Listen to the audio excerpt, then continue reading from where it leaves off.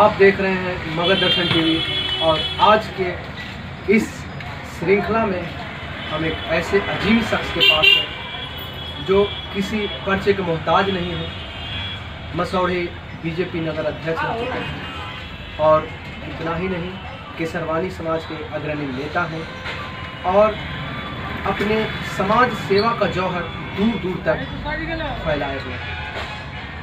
अभी मसौढ़ी में चुनाव का माहौल है और ऐसे में ये शख्स पिछली बार लगातार 3 मरतबा से वार्ड नंबर 18 में अपना जौहर दिखा चुके हैं और इस बार 17 से अपनी किस्मत की आजमाइश के लिए उतर गए हैं। जहां हम बात कर रहे हैं मसौढ़ी के चर्चित और समाज सेवी संजय केसरी जी से। तो आइए इनसे बात करते हैं, इनसे चुनाव से संबंधित कुछ मुद्दों पर गुफ्तगू करते हैं। तो आइए। नमस्कार सर, मेरे चैनल पर आपका स्वागत है। नमस्कार, बहुत बहुत बधाई आपके चैनल को।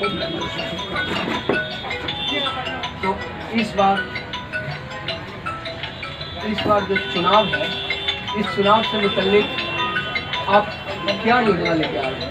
सबसे पहले मैं जानना चाहूँगा सफाई से, क्योंकि सफाई वह बुनियादी ज़रूरत है जिसके बिना भविष्य की कल्पना नहीं होती।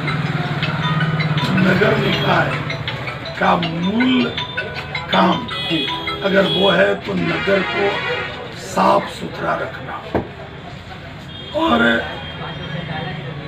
मेरा प्रयास इस पूरे बिहार में मसौढ़ी नगर परिषद ऐसा दिखे कि यहाँ साफ सफाई रहे। अभी इसके लिए मैं 72 घंटा का आमरण अनशन भी किया। नगर परिषद के कार्यपालक पदाधिकारी को मैं बार बार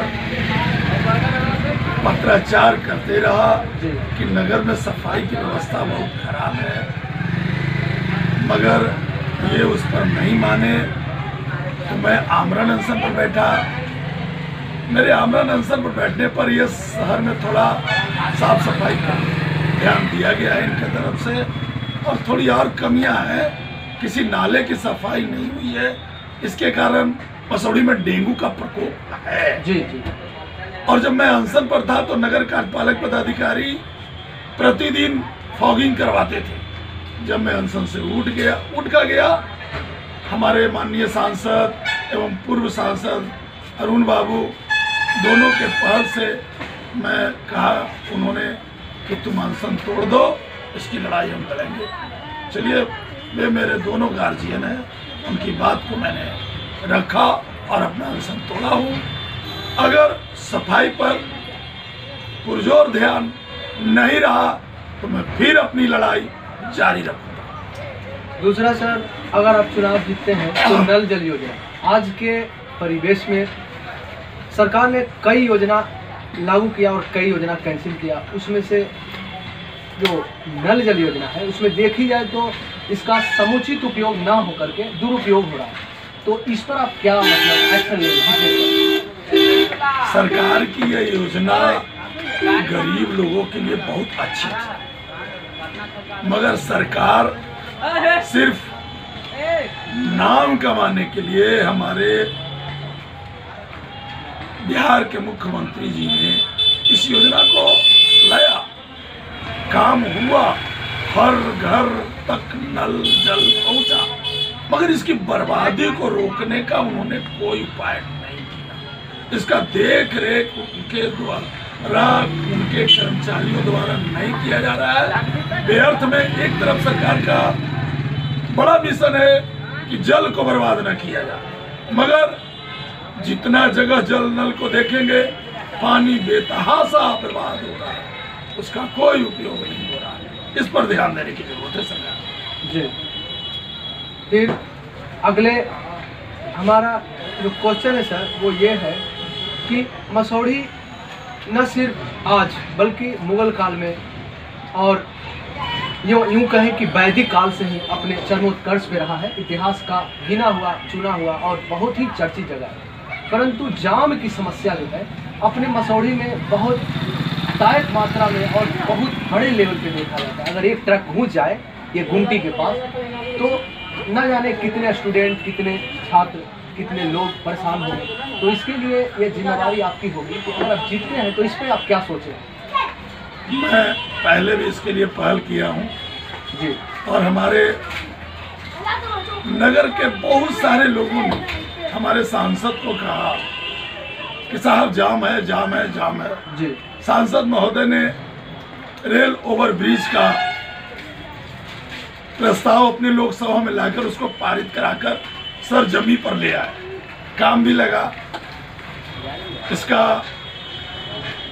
अलाइनमेंट के चलते जी, कुछ लोगों के प्रतिरोध के कारण ये काम रुक गया। जी, मगर पुल बनने से पहले मैं मसौढ़ी के तमाम नागरिकों से, मैं मसौढ़ी के तमाम पदाधिकारियों से, मैं सभी जनप्रतिनिधियों से आग्रह करता हूं कि सबसे पहले मसौढ़ी का बस स्टैंड की व्यवस्था अगर आज हो जाए तो कल से मसौढ़ी में जाम की समस्या नहीं रहेगी। नहीं तो कोई 1 घंटा 2 घंटा अपना समय रेलवे गुमटी से पूरब जाके खड़ा होकर देखे कैसे गाड़ियां नहीं बढ़ती है, उस तरफ गाड़ियां रेंगती है। बड़े ट्रक जाते हैं तो उनको 100 मीटर जाने में आधा घंटा का समय लगता है।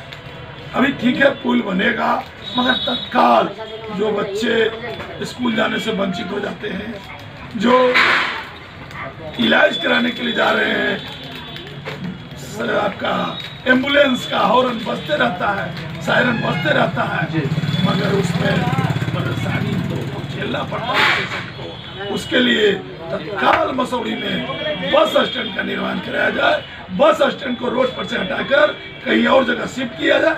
मसौढ़ी में जेल बन गया, मसौढ़ी में बिजली ऑफिस बन गया, मसौढ़ी में बहुत सारे कार्यालय बन गए। तो कहीं न कहीं सबसे पहला काम हो, और मेरा भी इसमें रहेगा, मैं अगर इस नगर परिषद के बोर्ड में गया तो सबसे पहले काम रहेगा कि जितना जल्द हो सके आप जमीन लीजिए और बस स्टैंड को वहाँ पर स्थापित कीजिए ताकि मसौढ़ी को जाम से मुक्ति मिल सके। बुनियादी ज़रूरतों में से एक बहुत बड़ी ज़रूरत है स्वास्थ्य। आप इस पर अपना भविष्य का जो प्लान है उसके बारे में कुछ कहें। स्वास्थ्य की समस्या मसौढ़ी में है। हमारे यहाँ एक छोटे से भी कोई घटना दुर्घटना हो जाती है तो लोगों के जेहन में आता है अवधेश बाबू के अंदर। भगवान ने उनको भी हम लोगों से छीन लिया है जी, मगर उनके पुत्र सेवा दे रहे हैं, बधाई के पात्र हैं।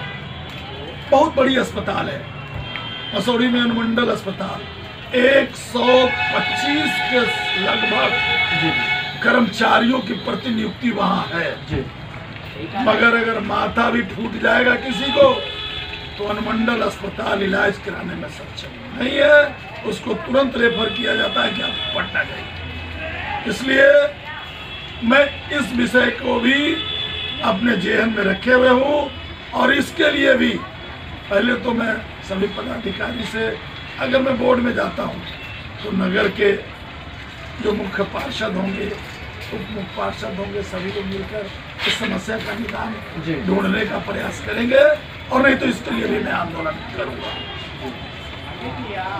एक और वार्ड परिषद क्षेत्र का एक बहुत बड़ी और बुनियादी ज़रूरत में शामिल है इंदिरा आवास योजना। भूमिहीनों के लिए सरकार के द्वारा चलाया जा रहा बहुत ही अमृतवान और बहुत ही खूबसूरत योजना है। इस विषय में भी थोड़ा सा कुछ है। प्रधानमंत्री जी के द्वारा सबको घर, सबको आवास देने का संकल्प लिया गया जी, और उन्होंने सभी को दिया भी है।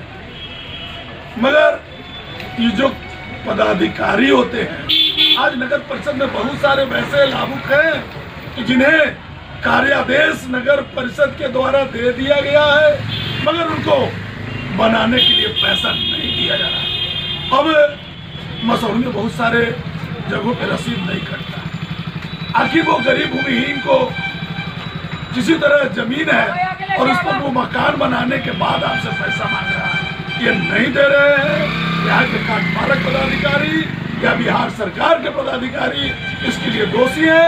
मैं इसके लिए भी आंदोलन करूंगा। मैं इसके लिए भी लड़ाई लड़ूंगा। सभी लाभुकों को लेकर मैं एक बार जिला पदाधिकारी से, बिहार के नगर विकास पदाधिकारी से मिलकर और इस मामला को सुलझाने का प्रयास करूंगा। और जितने लोग नहीं मिले हैं जिनको आवास, उस सबको आवास मिले, ये भी मेरा प्रयास है।